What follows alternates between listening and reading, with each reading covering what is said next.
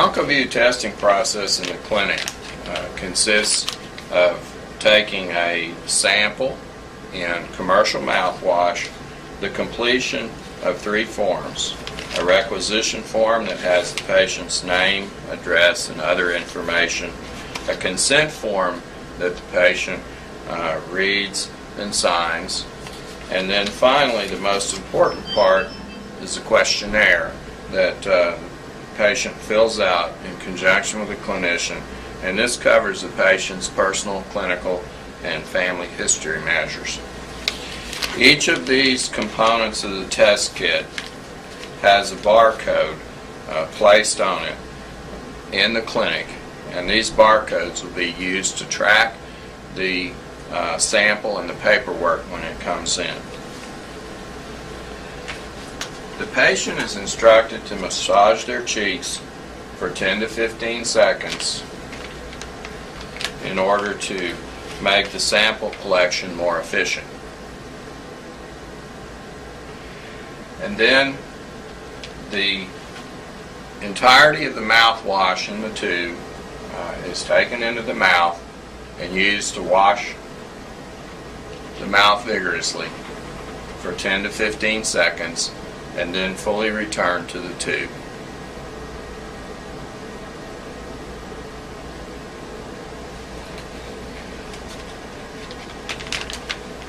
Thank you.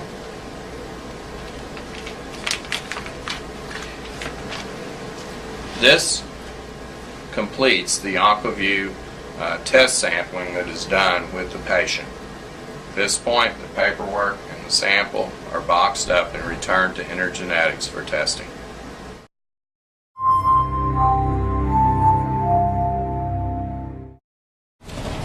The InterGenetics test kit box arrives here at our laboratories and is opened and accessioned here in our computer database. The sample is removed and scanned under the barcode reader, and this is kept track of throughout the testing process in the clinical laboratory. Each piece of paperwork is scanned and then information is entered into the database, which then is in a large Excel file that is used later on in the calculation process. After we have completed this, the patient's personal information is separated from the sample, and the sample is only identifiable in the clinical lab by the number that is on the tube.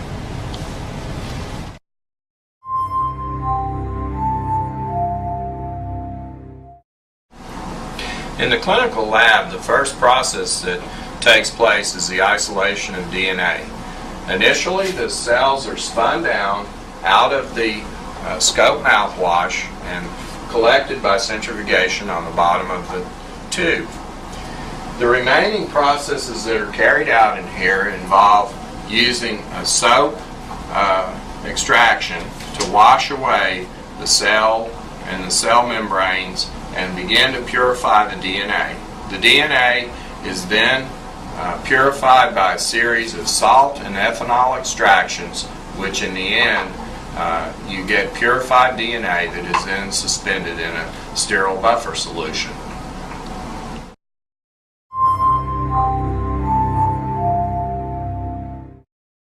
Here we have an illustration of what happens during the DNA purification process. If this plastic ball is a cell, what we're doing is washing the cellular components away with the soap solution and discarding all of that. And we break open the nucleus and actually purify and release the DNA that's inside. The DNA is a long, stringy, double-stranded molecule, and much like this double-stranded piece of string that I have here. After we've completed the process, the DNA molecule is resuspended in a sterile solution and carried on into the next steps. The next step in the OncoVue testing process is to array the patient DNA samples onto 96-well plates. The processes that are carried out for OncoVue testing are done in a high-throughput manner on these plates. Each patient sample is done in duplicate through the CLIA lab, And so we can array 45 patient samples, and we also put 2 blanks and 4 controls on every plate.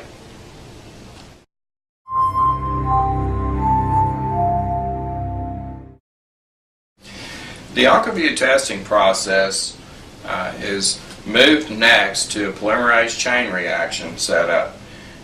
In these 96 well trays, the primers and enzymes are mixed in with the patient DNA, and then the polymerase chain reaction is carried out. This is necessary because we are looking at 22 specific sites on a patient's DNA, and we cannot look at just a single copy, so we have to make millions of replicates of each site that's being looked at, and this is done by the PCR process. We want to illustrate the steps in the PCR process that we use to amplify the 22 markers in the OncoVue test. If you have a double-stranded piece of DNA illustrated here in the PCR process, we are first melting these strands apart and they get separated in solution. We take advantage of the complementary structure of the DNA to bring in a primer which hybridizes downstream of the site of interest, and then we use a thermostable polymerase to synthesize an exact copy of the strand on the other piece of DNA. And when this process is done, we've made a duplicate of a strand of DNA. In the PCR process then, where you started with 1 DNA strand, you have now made 2 strands. By carrying out PCR through 35 cycles, in the second cycle, 2 strands go to 4 strands, third cycle 4 strands to 8 strands, and you can see how by the end of 35 cycles you've made millions of copies of the 22 SNPs in OncoVue. Here we show the polymerase chain reaction.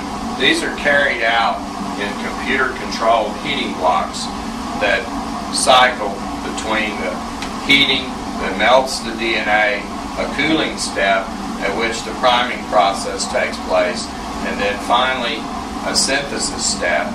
And this is repeated 35 times in these machines to complete the PCR process. This procedure takes approximately 90 minutes to complete.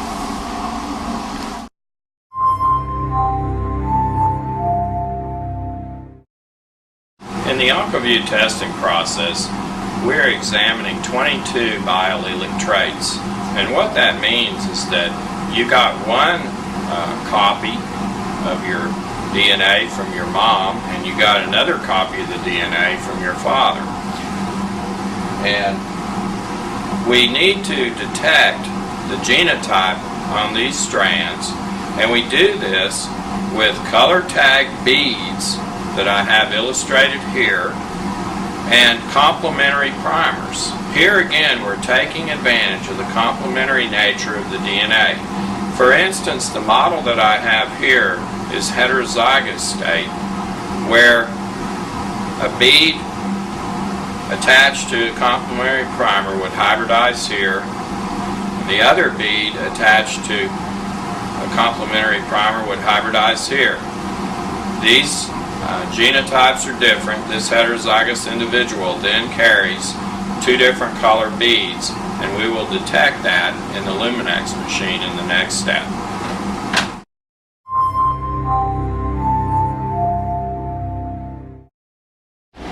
The next step in the process, we are detecting the color tags that we placed on the DNA during the allele-specific primer extension.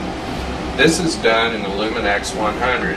Our 96 well tray is brought to this step, placed in the machine.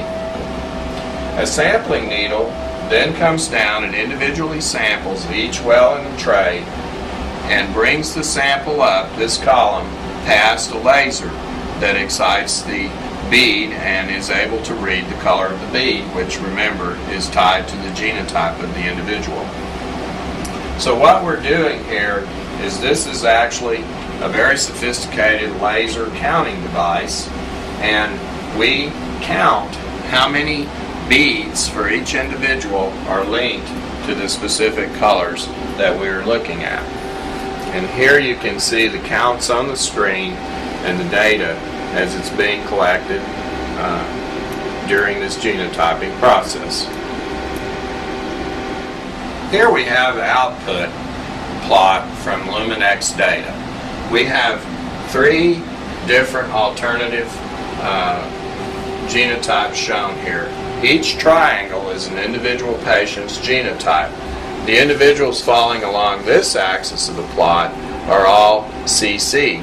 Those individuals falling along this axis of the plot are all AA, and then those individuals falling across the middle of the plot and illustrated here in black are individuals who carry one C allele and one A allele.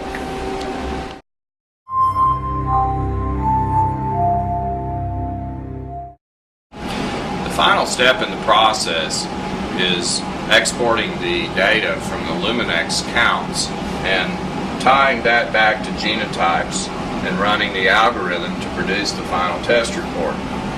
Here we have the genotypes that were identified for this group of patients, and you can see that they are now translated into the base calls for each particular trait that's being looked at, and we compare the duplicate samples using a color-coded spreadsheet which will display any differences. All of the samples are displayed as green, and so all the duplicates match, and this is a good run, and we can move forward with the analysis portion. Here we've exported this information about the genotypes and combined it with the personal history measures that were collected off of the questionnaire from the patient, and now we are prepared to run the algorithm and produce the OncoVue score for the specific age ranges. Here the algorithm is running and will be completed within a few minutes. At this point, the risks that are calculated are exported into a file, and here we have the individual risk categories that are then used to produce the final report.